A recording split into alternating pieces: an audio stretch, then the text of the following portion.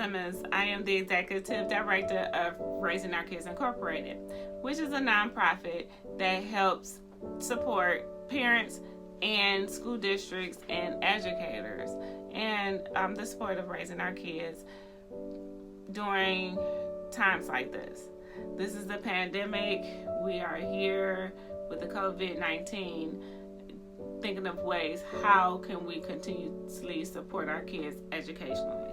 And parents, I know this is very difficult for you because you didn't go to school to be an educator, or some of you have went to school to be an educator, but it really turns the tides when now you are the primary teacher at home during this time, and also trying to get the things of your household together, far as if you are an essential employee, so therefore you still have to work, or your job abruptly closed and you're continuously trying to figure out what's the next thing, what are we doing, and how long it's going to last, and the impactfulness of it, and just continuously putting food on the table.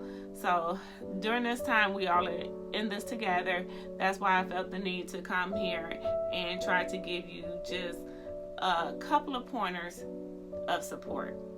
I didn't want to make this video very long, so therefore I just concised what I feel that are necessary to tell you at this moment to keep it moving. But I encourage any educator, any parent, or other to make some comments below, or concerns or questions. So therefore, next time we talk, we have some pinpointed concerns or some answers and everything. So I wanted to talk with the families and this is to also address, you may not be the custodial parent, you may be just the provider, you may be the person that's watching the children while the essential worker is working. So therefore you're kind of in a space, how am I going to help this child? Well, one thing we know, that you are an invested stakeholder in this. If you are the grandparent, if you are the aunt, the uncle, the cousin, the big older siblings or whatever, you are the stakeholder. You are taking accountability and responsibility of this task, and we thank you for it. The child, of course, thanks you for it. And so therefore, where do we go from here? Because we all have, as parents or stakeholders, we have goals for these individuals. We have goals for our kids. I always ask before I start a parent workshop for the parent to reflect and write down, what goals do you have for your child or children and everything. So if you can take a time to pause this video and just kind of write down some of the things that you will want your child or children to be able to do once they become an adult. I would just tell you, most of the goals center around, you might say, I don't know what the goals are, I just want them out my house. Well, that's a goal. That's definitely a goal, to get them to be independent enough to be able to live on their own, be a positive contribution to the society, and just to be able to self-sustain them, their household and everything. That is the overarching goal. So I know you probably want them to have, a bigger house, car, and things like that, be able to even take care of you. That is great too. But just to get them out your house, just to know that they can go and get a job or become employable and sustain themselves and be a positive contributor in society. So if that's the goal, let's always keep the goal in mind. Anytime that this doesn't even have to, this goes beyond even this COVID-19. when they go back to school, during anytime that you meet with parent-teacher conferences or anything that you go into, keep the goal in mind. If you can, write it and put it on the refrigerator somewhere that you can kind of see it from time to time. This is the goal in mind, for them to become independent and a positive contribution to society and everything. So how do we help them? How do we help them? NOW. Now, I wrote down some things and I'm going to refer to them. I kind of sketched out a schedule. Now, if in all possible, if we can put them on a schedule, that would be ideal. That would put some normalcy into the situation. I know that some people's livelihood, it just not feasible to have on a schedule, but some people, we can work towards that. Okay, we can put the kids on the schedule. And I kind of just played around with a schedule, give and take. People like to sleep in and things of that nature. So it starts at 9 o'clock, 9 to 2. If we can keep a schedule from 9 to 2 and everything. And I even proposed when I was writing this, say if I had 3 kids. Say if I had 3 kids, 1 kid between maybe a first grader, 1 kid between the K-3 grades. And then I have a 5th grader, 1 kid between the 4th, 8th grades. And then maybe I have a high schooler, somebody between 9th and 12th grade. So I got 3 kids in the home. I put out a schedule 9 to 2. I can't make all 3 kids do the same thing because they are on total different levels in their education. I myself wasn't the best student when I was in school. So I'm having all sorts of issues or anxiety of being this educator at this moment. So therefore, what am I to do? I put down here, now I know that there are some districts that have some type of digital learning. So between, I would say 9 to 10:30, you should always kind of clump some of the time span. 9 to 2, you just don't say, okay, get it done by 2 o'clock and you better have it done. It ain't gonna get done. People are gonna say, oh, I can wait till 12. Oh, I don't have that much time. We're gonna stretch them. So say from 9 to 10:30, because you're gonna have your checkpoints to making sure they stay on task and they're doing what they need to do. All the recreational TV is cut off, recreational technology is cut off. They don't have their phones to text their friends, things of that nature. Now, they may need technology to do this distant learning or digital learning, but I'm talking about recreational and everything. So I would say my first grader, and they gave me some websites that my first grader can go on or whatever. I would say 9 to 10:30, I would particularly use the reading, literacy or writing type of websites to use. If it's the audiobooks, questions after it, if it's writing a story or things of that nature, or working on their writing, their handwriting, their letters, their sounds, things of that nature. So with the K-3, that's what I would focus on from that 9 to 10:30. The 4 through 8 and the 9 through 12, of course, if they have some type of digital learning, I know even some districts, they have to log on live. And a teacher is, virtually teaching them live. Of course, go with their plan and everything, but some districts have just assigned them, gave them assignments. So, say the district gave them an assignment during their learning, and they start at 9, they finish by 9:15, 9:20. Extend that. Extend their learning in that literacy. There's always a novel to read. I Know What a Caged Bird Sings, or The Mockingbird. Some novel to read, something that they can go more in depth with their reading, with their literacy, and with their writing. If it's a journal writing, if it's just reading from a passage and responding to a prompt, get them to extend that. it never hurts. So within that time frame, 9 to 10:30 is literacy. Now, say you have your young one is very active. You know, it's hard to keep a kindergarten or a first grader sitting still from 9 to 10:30. So of course, during certain segments, you give them what we educators call brain breaks. You let them, you know, okay, after you finish this one assignment, I'll let you, you know, do some stretches, some yoga or something. After you finish this other one assignment, give me 20 jumping jacks or something like that, just to give them some type of movement, some type of brain break, give them a task to do around the house. Oh, give me some water. I'm a little thirsty at this moment. Whatever. Give them a little breaks in between so they can have some type of, okay, I telling them to just sit there 9 to 10:30, it may be more torture for you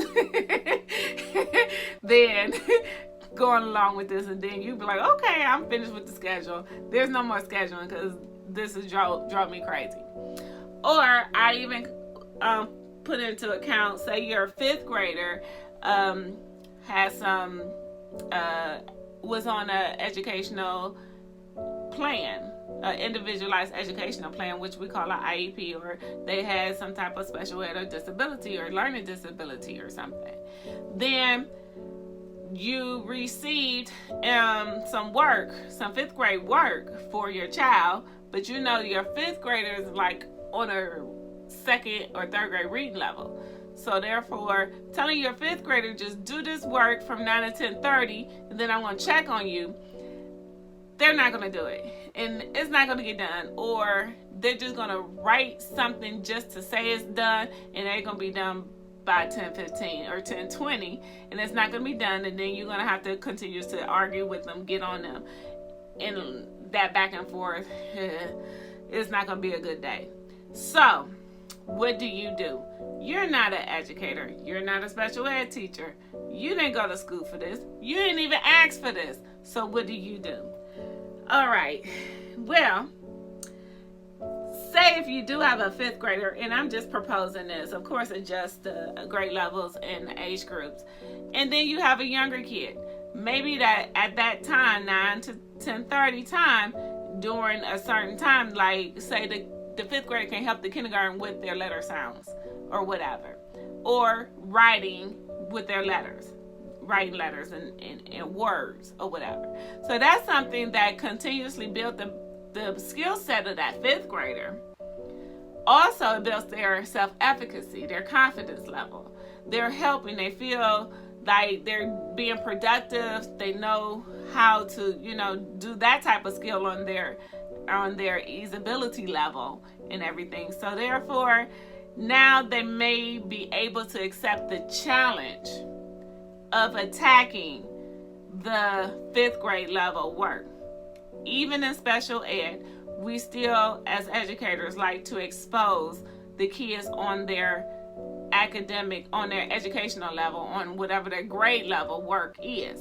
So even if your fifth grader that has a special circumstances or whatever, and they're not reading on fifth grade level, we do like to expose them with fifth grade materials. So how do you do that? Once they do something that's at their comfort level, you kind of build them up to put them on a challenging level. And therefore, you can, and I don't suggest if the teacher gave them a whole packet, you're going to do this packet entirely. After they have done something on their comfortability level, do what we call chunking. Okay, chunking up the work and the reading. Say they have to read a whole passage or a whole reading passage, and the reading passage is 2 pages long. So therefore, you tell them, okay, I want you to read this paragraph, and maybe do something like, if you see some words you don't understand, you can look them up on your phone or whatever. Once you kind of get the gist of what this paragraph is, go to the next one. Maybe every third paragraph, they have like a mental break, like a brain break or some kind, or whatever. They go get a snack, a drink of water, whatever the case is, go to the restroom, whatever, and then they come back to it. So therefore, you're chunking up the materials so it was not like all at once. And then maybe one page is good enough for that day. One page, they answer whatever questions that one page can answer, or you always ask them questions about their reading. Then we can go to the next day. Just because don't try to push a certain amount of work each day. Look at the quality of effort. You know, from that 9 to 10:30 just for reading, the quality of effort. Your child may be on a different ability level, and so therefore they're just not going to, you know, go from one ability level to the next in a matter of minutes or days. It's going to take some time, and just say, okay, you gave me a good quality of ability level. You didn't take a nap from 9 to 10 and then start to work from 10 to 10:30. You didn't do something frivolous with your time.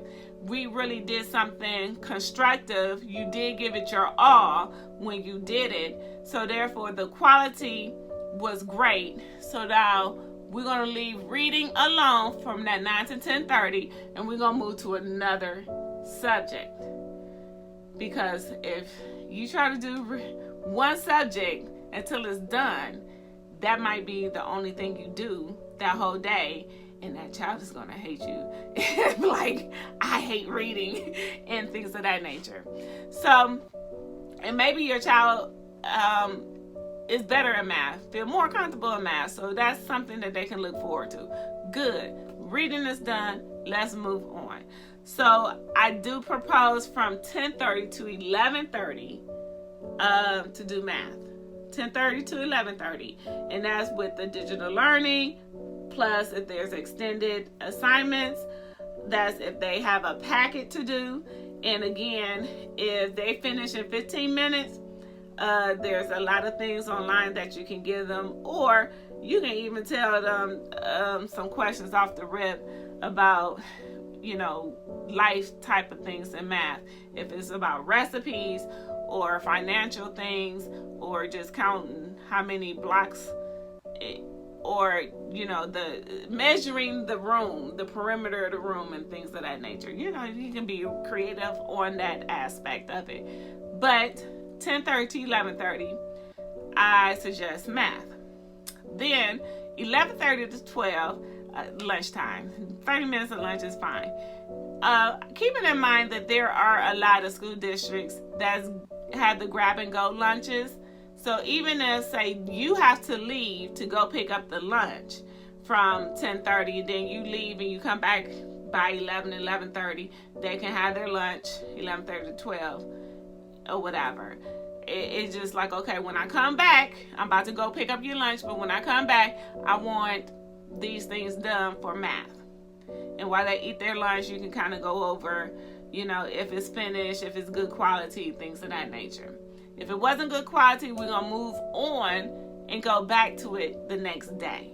I wouldn't suggest staying on it for the whole entire day, because you're the parent, you're not the educator, and you want to be the supportive parent. You don't want to be the grumble, like, you're going to do this, I'm going to put you on punishment, you're out my wheel, things of that nature. It's not a time, because this is a time that things are intense. We don't know by the moment what's going to happen in everything. So I just want you to kind of ease up, because I know that it can get intense and everything. So after they have lunch, they're in a different mood. This is how it is in school. After they have lunch, it goes downhill. They're not that focused anymore. They're not that alert, and you gotta come up with some good stuff. So from 12 to 1, I suggested, and it can go either way, science or social studies. I put down here science. Science, there's a lot of things that they can do. Experiments. They can go on the Discovery Channel. They can go on the Planet Channel. Oh my goodness, there's a lot of things you can do with the science. And there's a lot of free stuff. Just a lot of exploration if the school did not provide it, because most of the time the schools are just going to focus on math and literacy. When they're giving assignments, they're not going to really give out the science or the social studies unless your child is in the high school. High school, we need to get those Carnegie credits. We need to earn, and they have specific science or specific histories that they need to delve into. So that's the time. If it's digital learning or if it's exploratory, they can learn the periodic table. It's a lot of things we can do with science on a day-to-day basis and everything. And so 1 to 2, social studies, geography. Even with this COVID-19, the geographical places and how many have the pandemic. Why is it a pandemic? Where did it start? And how did it move? And things of that nature. So they can get a better understanding of the circumstances they're in. They're safe. They're secure. They just need to know what is going on in the world around them. Even in the lower elementary. If as a kindergarten with social studies, there's so much that they can learn about the presidents, the states, things of that nature. But with middle school and high school, we can go on in the History Channel, and they can watch a documentary, and then you can discuss some things in a documentary or anything like that in different eras and stuff. So I'm hoping this will help. But if all else fails, if you can't keep them on a schedule or some type of routine, and it's a give and take about what assignments that they do or whatever, if all else fails, please do just do this one thing. Continue to ask your child open-ended questions. It doesn't matter if your child is from kindergarten to college. Doesn't matter. Ask them open-ended questions about what they're looking at, what they're reading, and things of that nature. I wrote a couple just to give you some ideas. Say they're watching a show. Oh, what do you think about that character that went into the store with their friend? What do you think about that? If all else fails, you can ask your kindergarten, why do you think we need to tie our shoes? Why do you think that? If all else fails, continuously, and this is after the COVID and during just their educational life. Ask them open-ended questions. One thing about, I'm an administrator, and I go in and I observe and I have to evaluate educators.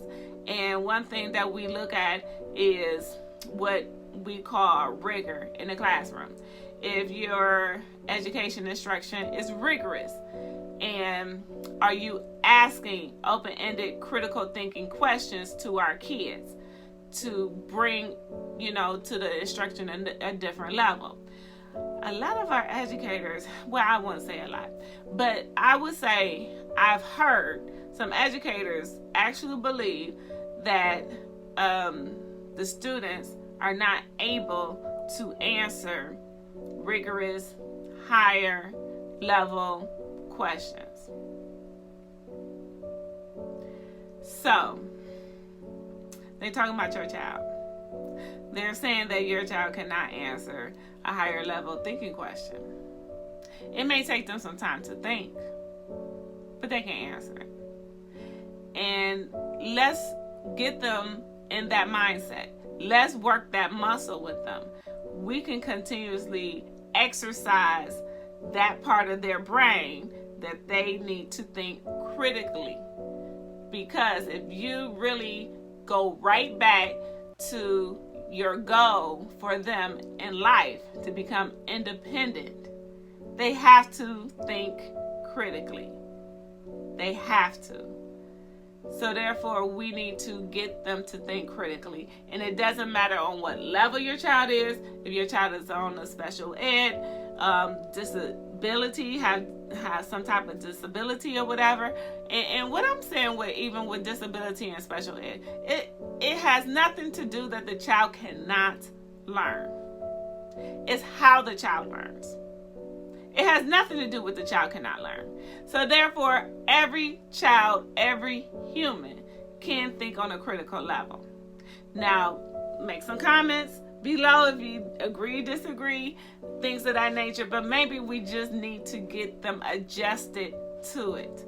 We need to adjust that. We need to get them used to answering with not just a yes or no or one answer. Get them to think. So even if you have to take the kids with you to go get the lunches during the lunchtime to grab and go, whatever, how long do you think it's going to take us to walk or in a car from here to there? What's the elapsed time? Have them think about that. Have them calculate it. Make it an experience. One thing when I was in that teacher, I used to have these packets called family field trips. One thing about it, you can take your kid to the grocery store. That should be a family field trip. That should be an experience. You give your child a task. Robin, I need you to go and get some lettuce. What kind of lettuce? Romaine? Butter? Kale? What kind of lettuce? So therefore, all of our kids know is lettuce. Or grab some apples. Well, what kind of apples? Pink Lady Gala, Red Delicious. Ask your kid randomly to name 3 types of apples. If they say red, green, and yellow, we need to do some family field trips. You know, as you walking through the park, what trees are we looking at? What's the name of that bird? They need to experience the world around them instead of just existing in it. So I just encourage you to keep the faith. We all in this together. I do want to make another video with your questions, comments, and concerns. So let me know what you're thinking. What do you need? What are your, comments? Are for educators. We need to hear from you. If I left something out that you really want to press and push to the parents, put that down. This wasn't by all means the all to be all or whatever. This is just to get us started, to say, okay, we know that you're not the educators, the teachers, but you are the first educator for your child. You didn't get a license to be a professional educator. We're not trying to make you be that. You don't have all of that type of, we're trying to relieve you over some stressful circumstances and just giving you the support. The first priority is getting through this together. Together, we're going to get through this. So let me know if you have any questions, comments, and concerns and everything. Again, this is Dr. Robin Simmons, and I am the Executive Director of Raising Our Kids Incorporated. So check me out. Thank you. Like, subscribe, and press the notification icon so we can get through this together. Thanks.